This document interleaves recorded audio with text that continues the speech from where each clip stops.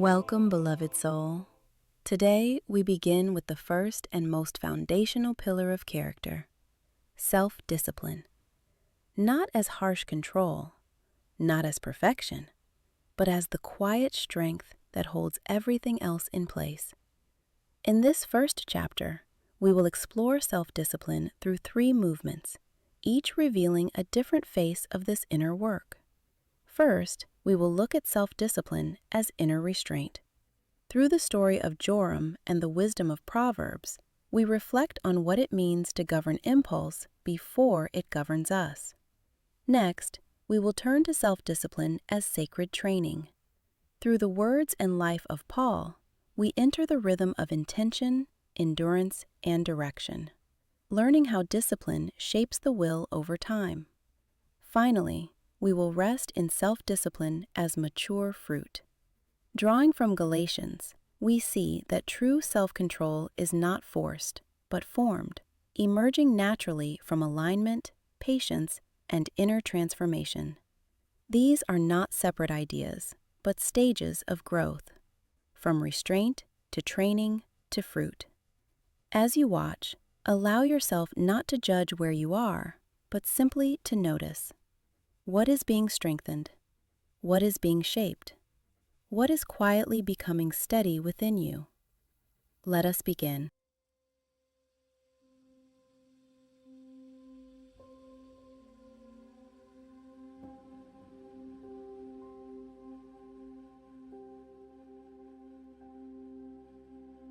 Nestled in the dusty hills where trade routes crossed like threads on a loom, Shalem had risen from humble beginnings to become a jewel of the eastern valleys. Merchants spoke of it in distant markets. Travelers detoured days from their journeys just to pass through her gates, to walk her ordered streets, to marvel at the precision of her limestone walls. Those walls. They had taken 2 generations to build, massive blocks quarried from the mountains, fitted together so tightly that a blade of grass could not slip between them. Watchtowers rose at perfect intervals, and guards walked the parapets day and night, their bronze spears catching the sun like a crown of light encircling the city. Shalem meant peace, and for a time, the city had earned her name. Joram stood at the eastern gate on the morning everything changed, though he did not yet know it. He was a potter by trade, unremarkable in most ways, neither wealthy nor poor, neither pious nor rebellious. He had a wife who made bread that crumbled sweetly, 2 sons who fought like dogs over nothing, and a small home with a courtyard where a fig tree struggled against the heat. He was, in other words, a man like any man. And this is precisely why his story matters.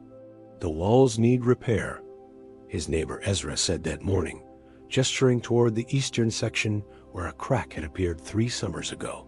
It had widened since then, spreading like a dark vein through the limestone. Someone should speak to the elders. Joram shrugged. Someone will. Neither of them moved. This was the first stone that fell not from the wall itself, but from the invisible walls within the city's people. The small abdication, the quiet neglect. Someone will handle it. Someone always does. Joram returned to his wheel, shaping clay vessels for the market. He worked quickly and patiently, his mind already elsewhere, on the merchant who had underpaid him last week, on the argument with his wife that morning, on the 1,000 small irritations that buzzed around his head like flies he could not swat away. When a vessel emerged lopsided from his hands, he smashed it against the wall. Worthless, he muttered, though he was speaking to more than the clay. The crack in the eastern wall grew. Through that first summer, Shalem continued much as it always had, at least on the surface. Merchants hawked their wares in the market square. Children chased dogs through narrow alleys. The temple horn sounded at dawn and dusk, marking time like a heartbeat. But something had shifted in the rhythm of the city, something harder to name than a crack in stone. Joram noticed it first in himself. He had always been quick to speak, quick to react, his mother had called him, the boy with the fast tongue, when he was young, and not as a compliment. But lately, the speed of his reactions had become something else entirely. Sharper, less controllable. When a customer complained about a jar, Joram did not negotiate. He shouted. When his son spilled wine at dinner, Joram did not correct. He raged. When his wife suggested, gently, that perhaps he was carrying too much inside, Joram did not listen. He left, slamming the door behind him so hard that the hinges groaned. He told himself these were small things, justified things. The customer had been unreasonable. The boy should have been more careful. His wife didn't understand the pressure of the market, the weight of providing, the exhaustion of being the one upon whom everyone depended. But in the quiet hours before dawn, when sleep evaded him and he lay staring at the ceiling, Joram felt something else beneath the justifications. Fear. He was afraid of himself. Joram felt afraid of the thing that rose in him like floodwater, without warning, without permission. Afraid that he could not stop it, could not predict it, could not govern the territory of his own heart. He was a city whose walls were crumbling, and something inside him knew it, even if he could not yet speak the truth aloud. By autumn, the eastern wall had begun to lean. The elders met, finally, convened by necessity rather than wisdom. They argued, they blamed, they pointed fingers across the council chamber like children fighting over spilled milk, each one insisting that the fault lay elsewhere, that their section of the wall was sound, that someone else should have noticed sooner. No repairs were made, and Joram, watching this from his stall in the market, hearing the raised voices carry through the open windows of the council hall, felt something cold settle in his chest. He recognized those voices. Not the specific words, but the tone, the defensive fury, the refusal to acknowledge what was plainly true. Much to his disappointment, he heard himself in them. That night, he sat alone in his courtyard, the fig tree casting shadows in the moonlight. His wife had taken the boys to her mother's house. She had said it was for a visit, but they both knew the truth. She needed distance. She needed walls of her own. Joram pressed his hands to his face and sighed. Joram wondered what had he become. He thought of his father, a quiet man, not given to speech, but steady as bedrock. Joram had never once seen his father lose his temper, never heard him raise his voice in anger. As a boy, Joram had mistaken this stillness for weakness. He had vowed to be different, stronger, more forceful. Now, alone under the stars, Joram understood what he had failed to see. Joram's father had not been weak. His father had been governed. There had been walls within that man, invisible, unbreakable, maintained by daily vigilance. His father had mastered himself, and in that mastery, he had provided something that no shouting, no force, no rage could ever provide. He offered safety, stability, peace. But Joram had none of these things left to give. Joram recalled a proverb that came to him then, rising from somewhere deep in memory, words his mother had spoken when he was young and already showing signs of the storm within. A person without self-control is like a city with broken down walls. He laughed at her then. He was not laughing now. The walls of Shalem fell on the first night of winter. Not to an army, there was no army. Not to siege engines or battering rams or the terrible arithmetic of war. The walls fell to their own weight, to years of neglect, to cracks that had spread unchecked until the structure could no longer hold. The eastern section collapsed first, massive stones tumbling inward with a sound like thunder. Dust rose in clouds that blotted out the stars. People screamed, fled, pressed themselves against the inner buildings as if smaller walls could protect them now.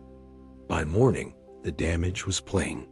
A great gap yawned where the eastern wall had stood, wide enough for 10 men to walk through abreast, wide enough for anything to enter, bandits, animals, the harsh winter wind that cut through the city streets and found its way into every home.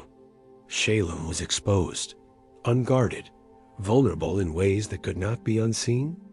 1,000 miles away, and 3,000 years later, Marcus sits in his car in the parking lot outside his office. His hands are shaking. He's just sent an email he should never have sent because it was reactive, defensive, and cutting.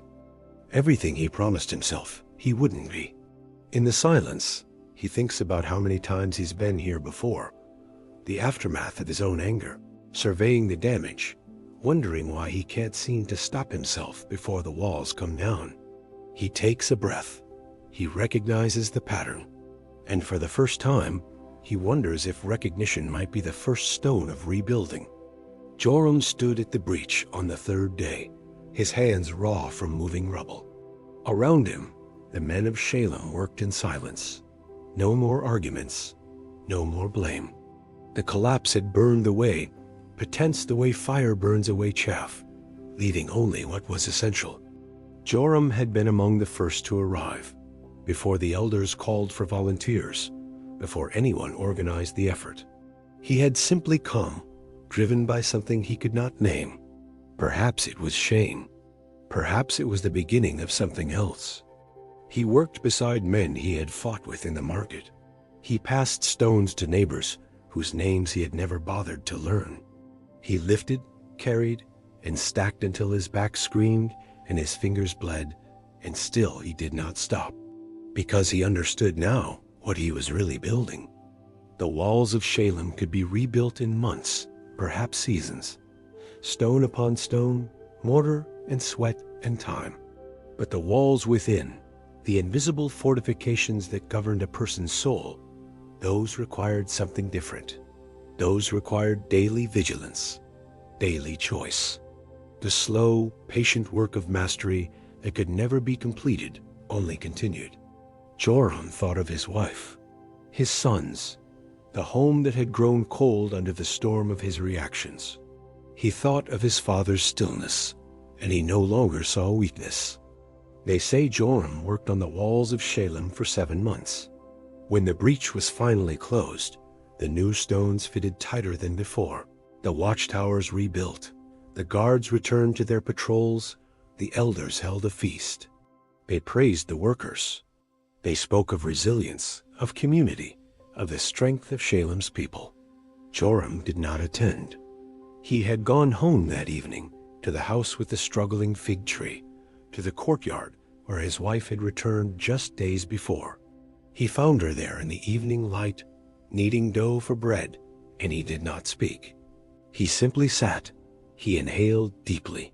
He waited for the familiar surge of words, of reaction, of the need to be heard, and when it came, he let it pass. This was the work. This was the wall. "I'm sorry," he said finally. His wife looked up. She did not respond immediately, and he did not demand that she did. He simply sat with the uncertainty, the discomfort, the vulnerability of having spoken and not knowing what would follow. "I know," she said at last. "I can see it." "See what?" "The change." She wiped flour from her hands. "You're quieter, but not the bad quiet, not the storm gathering. A different kind." Joram nodded slowly. "I've been rebuilding." She did not ask him what he meant. She already understood. Years passed as years do. Joram's sons grew into men, one a merchant, one a scribe, and both would later speak of their father's transformation as the most important lesson of their lives. Not the words he spoke, but the restraint he practiced, the governance he maintained. It was the walls he built within himself, day by day, that made their home a place of peace. The city of Shalem prospered again. New traders came, new families settled within her walls, and the breach in the eastern section became a story told to children.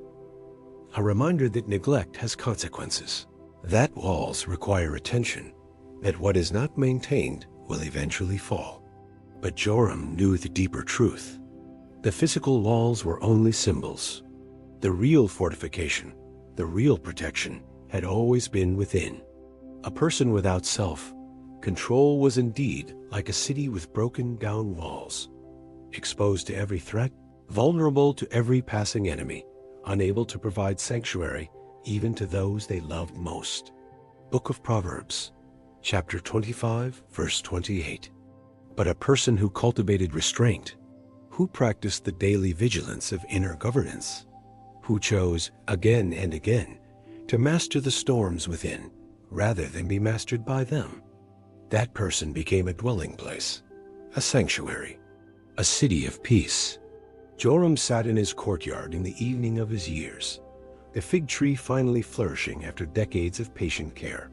His grandchildren played at his feet, and his wife, gray now, but still making bread that crumbled sweetly, sat beside him in the golden light.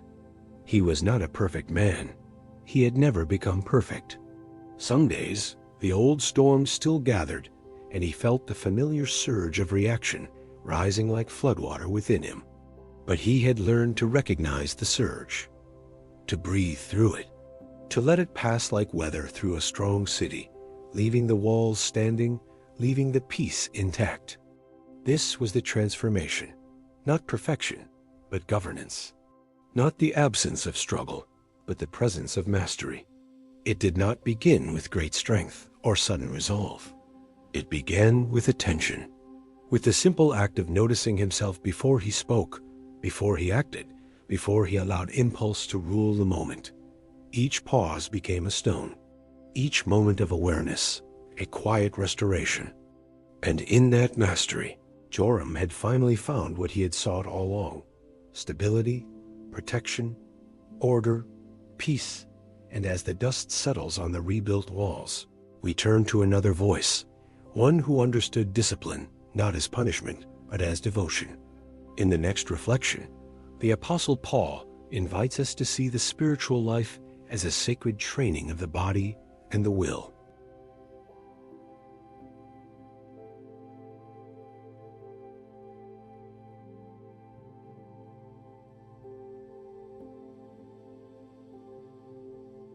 The morning air hung thick and warm over the plain outside Corinth, carrying with it the mingled scents of olive oil and dust, sweat and earth.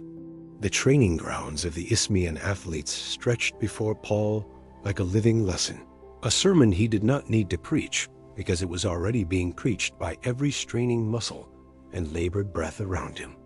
He stood at the edge of the packed dirt track, his sandals worn thin from many years of walking between cities, his cloak faded from sun and salt air. His frame was spare, almost gaunt, the body of a man who had learned to live without excess. His hands, once soft from scholarly pursuits in Jerusalem, now bore the calluses of tent-making and the faint scars of roads traveled hard. But it was his eyes that held the attention of those who met him. They carried the particular steadiness of someone who had seen both the inside of a prison cell and the inside of his own heart, and had made peace with what he found in each. Beside him stood Demetrius, a young convert from the leatherworkers' district. His face was smooth and eager, but troubled. He had sought Paul out before dawn, unable to sleep, unable to name exactly what was wrong. Paul had said nothing at first. He had simply gestured for the young man to follow and led him here to watch. On the track, a runner stretched his legs in slow, deliberate movements. He was perhaps 20 years old, his body lean as a whip, every motion economical and precise. He had been training for the Isthmian Games for nearly 10 months now, and it showed in the carved definition of his calves, the controlled power in his shoulders. He bent forward, touched his toes, rose again. Bent, rose, the same movement, repeated without variation. Nearby, 2 boxers wrapped leather thongs around their knuckles with careful attention. One of them shadow-boxed the empty air, throwing punches at nothing, again and again, adjusting his footwork after each combination. His eyes never wandered. His focus never broke. He was not fighting an opponent. He was fighting his own tendency toward sloppiness, toward the easy swing, toward the undisciplined blow. Demetrius watched them with a kind of hunger Paul recognized. The young man finally spoke. His voice was low, almost ashamed. "I do not understand what is wrong with me." Paul did not turn to look at him. He kept his gaze on the athletes. "Tell me." Demetrius exhaled. "When I first believed, everything was fire. I wanted to pray. I wanted to serve. I wanted to be different. I was different. But now, months later, I feel myself slipping. I wake up, and I do not want to rise for prayer. I see my old friends going to the taverns, and something in me aches to join them. Not because I do not believe what you taught us. I do believe it, but believing does not seem to be enough. I know what matters. I know it in my bones, but I do not live like it. Not consistently. And I am afraid that I am slowly disqualifying myself from everything I once wanted to become." Paul nodded slowly. The runner on the track had begun his sprints now, bursting forward with explosive speed, then slowing, walking back to his starting mark, and bursting forward again. The repetition was almost hypnotic. "Do you see that man?" Paul asked. Demetrius nodded. "He has run that same stretch of ground, perhaps 1,000 times this month alone. The same distance, the same form, the same recovery. Do you know why? To build his strength?" Paul shook his head slightly. "He already has strength. He runs it again and again because strength alone is not enough. Strength without direction scatters. Strength without discipline exhausts itself before the race even begins. He runs it again and again because he is training his body to obey his will. Not just once, not in a moment of inspiration, but every single time. He is teaching his legs to move even when they want to rest. He is teaching his lungs to breathe even when they burn. He is making his body his servant, not his master." The boxer had stopped shadowboxing now and was receiving instruction from an older trainer, a weathered man with a bent nose and thick forearms. The trainer adjusted the boxer's stance by inches, repositioning his feet, angling his shoulders. The correction was minor, almost invisible, but the boxer accepted it without protest and resumed his practice, now incorporating the tiny adjustment until it became natural. "That fighter," Paul continued, "every blow he throws into the air is a blow he is preparing to throw in the arena. He does not swing wildly. He does not beat the air without purpose. Every punch has intention. Every movement is aimed at something real, even if his opponent is not yet before him." Paul finally turned to face Demetrius. The young man's eyes were wet, though no tears had fallen. "You said you feel yourself slipping. You said you know what matters, but cannot live it consistently. Do you know what that is?" Demetrius shook his head. "That is simply being human, unfinished, in training." Paul's voice softened, but lost none of its weight. "You have not failed because you struggle. You fail only if you stop training altogether. The runner who falls on the track is not disqualified. The runner who refuses to get up and run again, that is the one who loses. And listen to me carefully, Demetrius. Freedom in Christ is not permission to live without restraint. Freedom is not the same as indulgence. A runner is free to run in any direction he chooses, but only the one who runs toward the finish line will receive the prize. Freedom without direction is just wandering." He placed a hand on the young man's shoulder. The grip was firm, but not harsh. "Do you not know that in a race all the runners run, but only one receives the prize? So run that you may obtain it.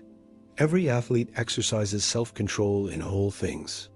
They do it to receive a crown that will perish, a wreath of pine or celery that will wither within the week. But we run for an imperishable crown, a weight of glory that will not fade." Demetrius looked back at the track, at the runners still repeating their sprints, at the boxers still drilling their combinations. "So I must train myself, like them?"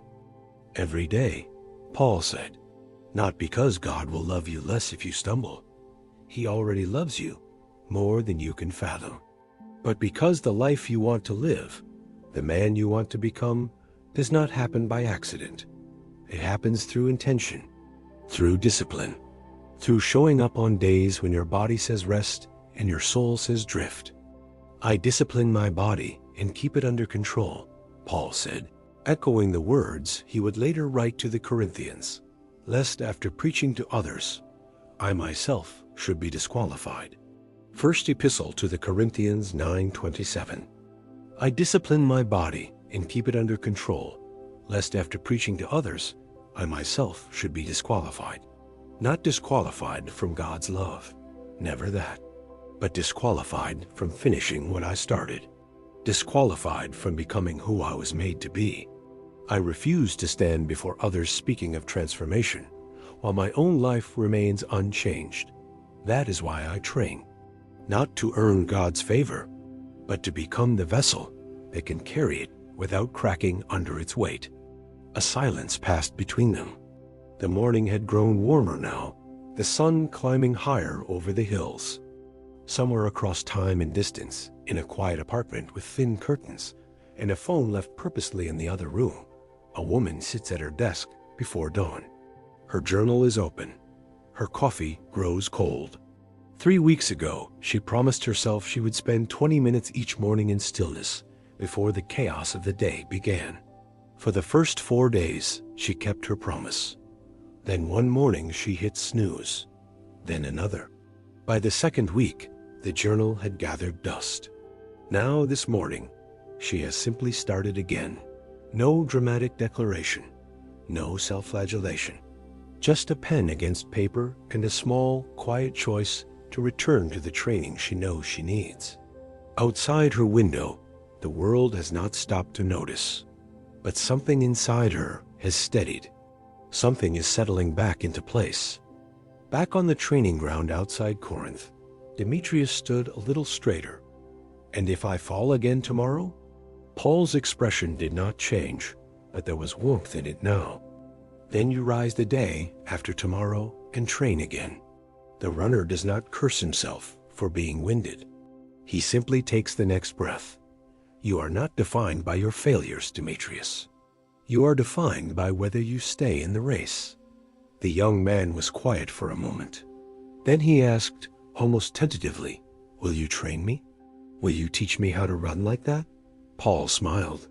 It was a rare thing, that smile, and it softened the severe lines of his face.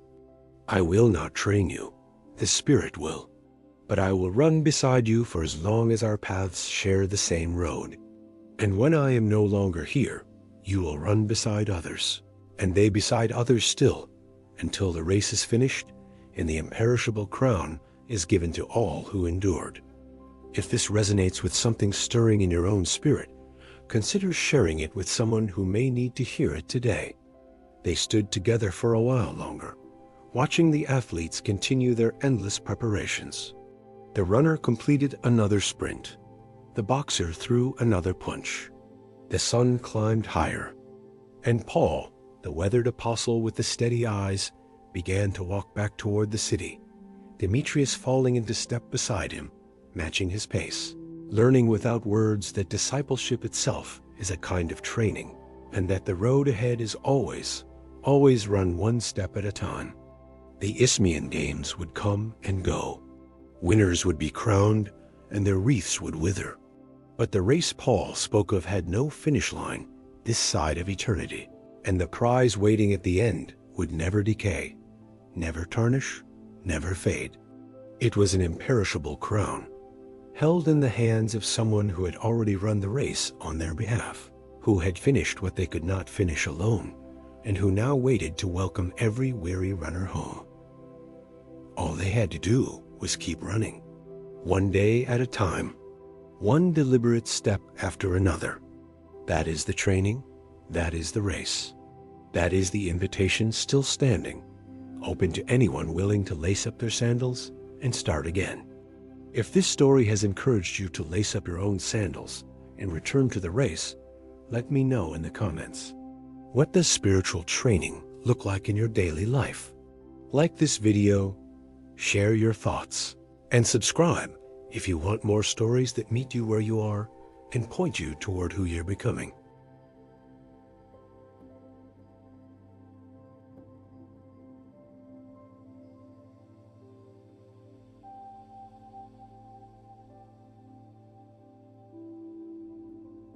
We open this final story in our trilogy on self-discipline with a man who lived beside a vineyard in the hill country, where the mornings rose slow and silver over the terraced slopes. His name does not matter for this telling. What matters is that he was tired. Not the tiredness of labor, though his hands knew work. This was a deeper exhaustion, the kind that settles into the bones of someone who has spent years at war with himself. He had tried, you see. He had tried with all the strength he could gather. When anger rose in him like heat from sun-baked stone, he clenched his jaw and forced silence. When his appetite pulled him toward excess, he starved himself into submission. When his tongue wanted to speak words sharp enough to wound, he swallowed them whole and felt them burning in his chest long after. He believed this was righteousness. He believed that holiness was a matter of grip, of holding himself so tightly that nothing unworthy could escape. But every morning he woke to the same battle, and every evening he lay down wondering why the war never ended. He had heard the teachings. He knew the letters that circulated among the assemblies, words written by a man named Paul, who spoke of a different way. But he read those words as commands to try harder. When Paul wrote of the fruit of the Spirit, the man heard only a longer list of failures to avoid: love, joy, peace, patience, kindness, goodness, faithfulness, gentleness, self-control. 9 more ways to fall short. 9 more reasons to tighten his grip. Galatians 5 verse 22 through 23. He did not understand yet that fruit is not manufactured. It is grown. One evening, after a day when he had snapped at his son for a small carelessness, and then spent hours in bitter shame, he walked out among the vines. The grapes hung heavy in the fading light, and he stood among them like a stranger, though he had tended these rows for years. An old worker was still there, moving slowly between the plants with a pruning knife. The man had known this worker since childhood. He was the kind of presence that made silence feel safe. "You look weary," the worker said without turning. The man did not deny it. "I am tired of failing. I am tired of trying to be good and finding myself the same as I was yesterday. I do everything I know to do. I restrain myself. I discipline my body. I watch my words. And still, the same darkness rises in me. Still, I lose my peace over small things. I begin each day determined and end it defeated." The worker set down his knife and turned. His face was weathered and calm, and there was no hurry in his voice. "You speak of discipline as if it were a punishment you give yourself. What else would it be?" The worker gestured toward the vine beside them, where clusters of fruit hung in quiet abundance. "Tell me, when this vine bears grapes, does it struggle? Does it clench itself and force the fruit to appear? Does it wake each morning and strain to produce sweetness?" The man was silent. The vine does nothing but remain. It remains connected to the root. It receives what flows up from the ground. It does not manufacture the fruit. The fruit comes because the vine is healthy, because the life within it is whole. The sweetness you taste is not the result of effort. It is the result of abiding. The man looked at the grapes, their skins dusty in the evening light. "But I do abide," he said. "I pray. I keep the commandments. I attend the gatherings." The worker nodded slowly. "And when you pray, is your heart at rest, or is it striving? When you keep the commandments, do you feel freedom, or do you feel the chain of obligation? When you gather with others, do you bring peace, or do you perform it?" The man did not answer, but his silence was its own confession. "You have been trying to control yourself from the outside," the worker said. "You grip and restrain and manage. But the fruit of the Spirit does not grow from grip. It grows from surrender. It grows from a life that has stopped fighting itself and started yielding to something deeper." If this reflection resonates with something in your own experience, you might consider sharing it with someone who needs to hear it. The man stayed among the vines as the stars emerged. He did not pray in the old way, with lists of requests and promises of better effort. He simply stood. He simply breathed. He let the silence be what it was. And in that silence, something began to shift. It did not happen all at once. Transformation rarely does. But over the weeks that followed, the man began to notice small changes. Not victories won through force, but moments when the old reactions simply did not arise with the same fury. When his son made mistakes, the anger still stirred, but there was space now between the stirring and the speaking. In that space, something gentle had room to grow. He began to understand that self-control was not the beginning of the list Paul had written. It was the end. It came after love, after joy, after peace and patience, and kindness and goodness, and faithfulness and gentleness. It was not a command to obey. It was a fruit to receive. When the other virtues had taken root and begun to flourish, self-control appeared naturally among them, like the final cluster on a healthy vine.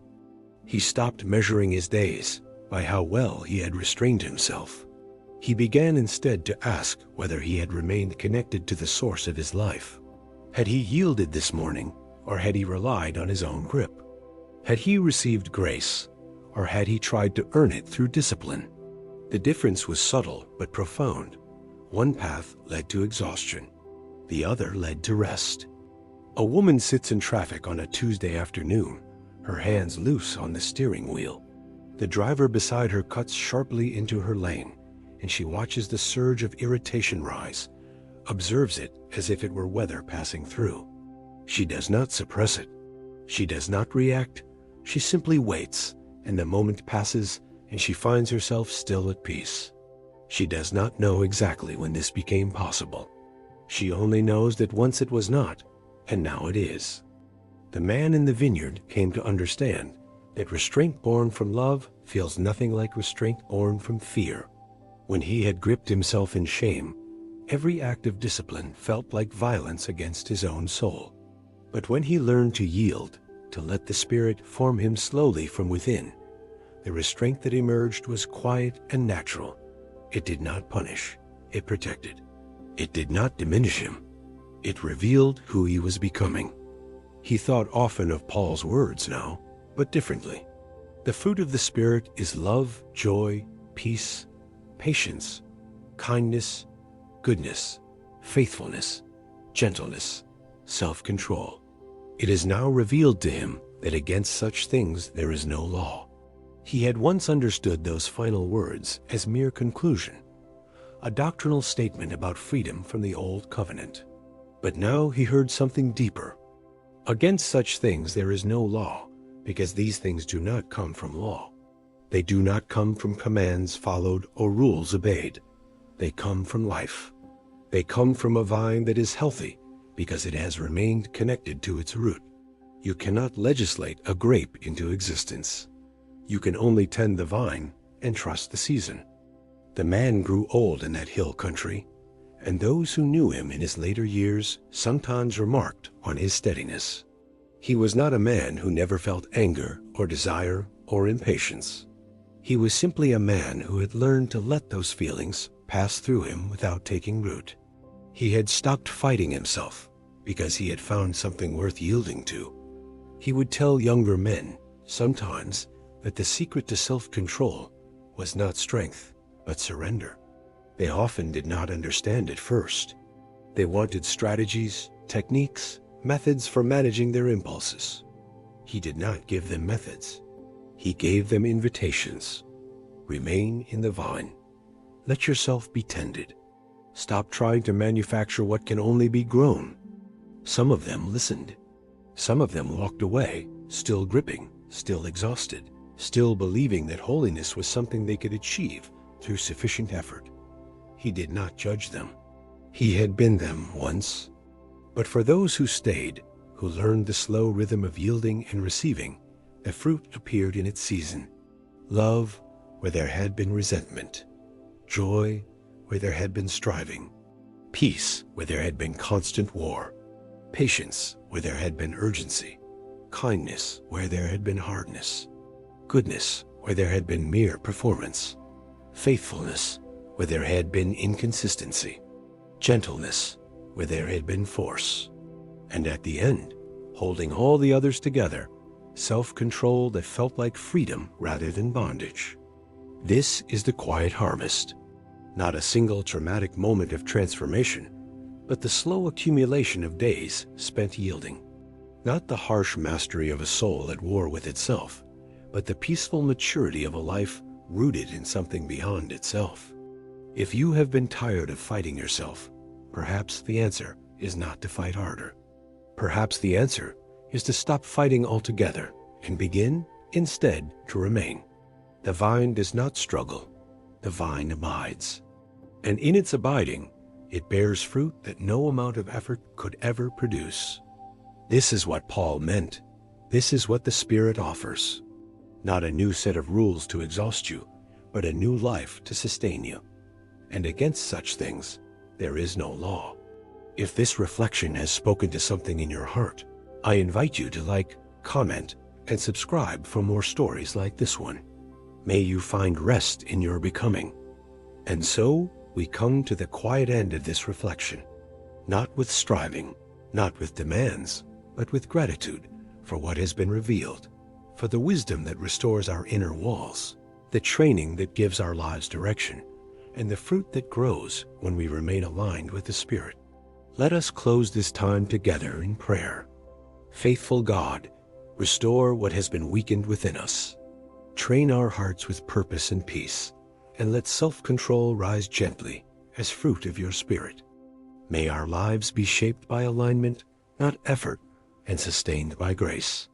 Amen. Thank you for sharing this sacred story with me. If it touched your heart, you may also find peace and clarity in our Meditative Reflections playlist, a series of guided meditations inspired by these very Bible stories. Each one is crafted to help you slow down, breathe deeply, and connect more fully with God's presence in your life. Remember to subscribe, leave a comment if something resonated with you, and share this with someone who may need a little hope today. Until next time, transforming minds and empowering souls, and as always, peace, love, light, and unity.